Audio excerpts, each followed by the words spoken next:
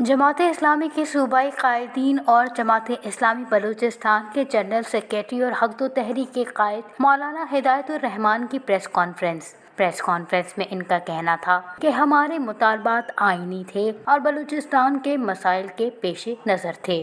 میرے ساحل پہ میرے ماہگیروں کا، میرے جالوں کا، میرے جال، میری عزت، میری غیرت پہ حملہ کرے تو اس ڈاکو کے علاج کیا ہے؟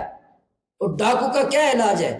اس لیے ہم حکومت کو موقع دیتے ہیں، اس لیے ہم پرمٹ لیتے ہیں، اسلحہ پرمٹ لیتے ہیں، جائز پرمٹ لیتے ہیں، لائسنس ہم لیتے ہیں، حکومت سے لیتے ہیں کہ کوئی میری عزت پہ حملہ کرے گا، میری غیرت پہ حملہ کرے گا، میری مال پہ حملہ کرے گا، میں اس ڈاکو کا مقابلہ کروں گا۔ کہ ٹالر مافیا جو ہمارے ساحل پہ حملہ آور ہے، اس کے خلاف ہم نے پہلے بھی جدوجہد کی، آئندہ بھی کریں گے۔ نگران حکومت سے ہم نے ملاقات کر کے بتایا، فون کر کے بتایا، تحریری دیا، اور آئندہ بھی انشاءاللہ ڈیڈ لائن دیں گے، تاریخ دیں گے۔ میں تو 2 سال سے دھرنے دے رہا ہوں، میں ووٹ کے لیے نہیں کر رہا ہوں۔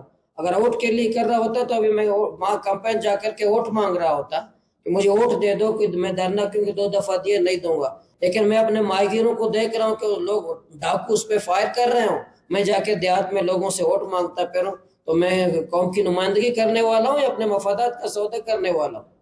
تو مشکل میں اس لیے تو ہم باہر نکل رہے ہیں، لوگوں کو کہہ رہے ہیں مشکل کا علاج یہی ہے، جدوجہد ہے، پرامن جدوجہد ہے، خودکشی نہیں ہے۔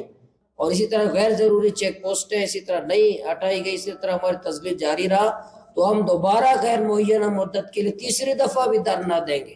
انہوں نے پریس کانفرنس میں کہا کہ ہم مطالبہ کرتے ہیں کہ ہمارے ساحلوں کو جلد از جلد پاک کیا جائے اور ٹرالر مافیا کے خلاف آپریشن کیا جائے، بصورت دیگر ہم 3ری بار دھرنا دیں گے۔ Wash news, Quetta.